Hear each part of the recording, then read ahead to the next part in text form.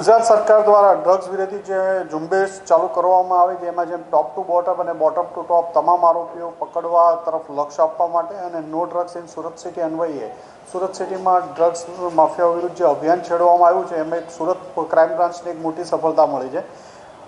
Surat crime બ્રાન્ચની team દ્વારા UP આંબેડકરનગરથી Mohammad like Yusuf Sheikh નાઓને પકડી પાડવામાં આવ્યો છે, જે સુરત સિટીના અલગ અલગ 7થી વધુ કેસોમાં એનું નામ ખુલી ચૂક્યું છે। સુરતનો મેઇન સપ્લાયર છે।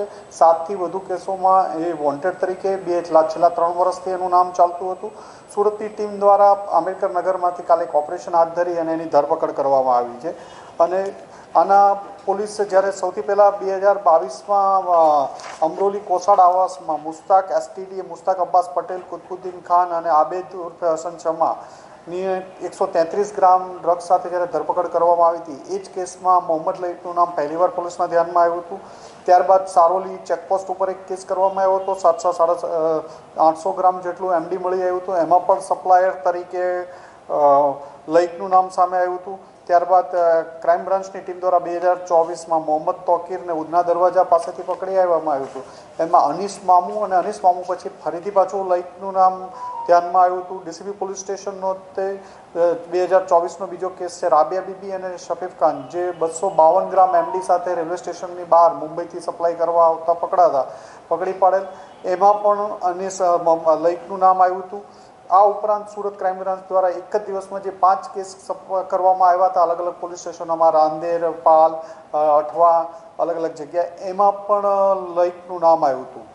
લઈક ઓછા 7થી વધુ કેસોમાં એનું નામ ખુલી ચૂક્યું છે। આ ઉપરાંત હજી પણ 2 કેસમાં એનું નામ ખુલવાની શક્યતા રહેલી છે। લઈક પોતાના અલગ અલગ માણસોને જે મુંબઈ અને એની આજુબાજુમાંથી એમડી ડ્રગ્સ લઈ અને અલગ અલગ લોકો પાસેથી મેળવી અને એ સુરતમાં અને ગુજરાતમાં સપ્લાય કરતો હતો અને દર વખતે નવા માણસ સપ્લાય માટે લાવતો હતો। સૌથી પહેલાં લઈક પોતે ડિલિવરી માટે આવતો હતો, પણ જ્યારે 2022માં લઈકનું નામ ખુલી જતાં એમણે પોતાના માણસોને મોકલવામાં ચાલુ કર્યું હતું અને સુરતમાં એનું નેટવર્ક ખૂબ સારું હતું કે અલગ અલગ જગ્યાએ સપ્લાય કરવામાં અલગ અલગ 8થી 9 કેસોમાં પકડાઈ જતા અને સુરત પોલીસની વારંવાર મુંબઈ ને એની જગ્યાએ તપાસ કરતા એણે 2022માં મુંબઈ છોડી દીધા બાદ તેલંગાણા, કર્ણાટક અને લાસ્ટમાં યુપી આંબેડકરનગર પોતાના વતનના આજુબાજુના ગામોમાં રહેતો હતો। ક્રાઇમ બ્રાન્ચને ઘણી મહેનત પછી અને ઘણા દિવસની પ્રયત્ન પછી મળી આવ્યો હતો।